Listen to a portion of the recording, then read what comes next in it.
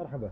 اليوم راح اسوي لكم العلاج الدراي كف اللي هو يكون خاص بالسعال للأطفال.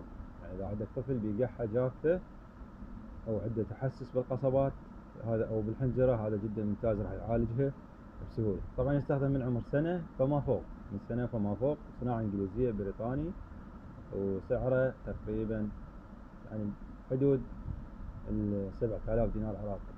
استخدامه 3 أوقات بعد الأكل. بالنسبة من عمر سنة إلى 5 سنوات، سيسيين ونص، يعني 2.5 سيسي أو نص قاشقة مال أكل.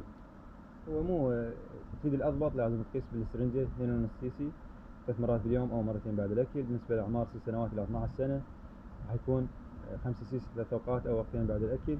بالنسبة لأعمار 12 سنة فما فوق راح يكون 10 سيسي إلى 5 سيسي مرتين باليوم أو 3 مرات باليوم حسب قوة القحة. إذا قوية 10 سيسي 3 أوقات أو وقتين إذا ناس البالغين، أو إذا مثل قحة خفيفة يقدر يستخدم 5 سيسي مرتين أو 3 مرات باليوم بعد الأكل.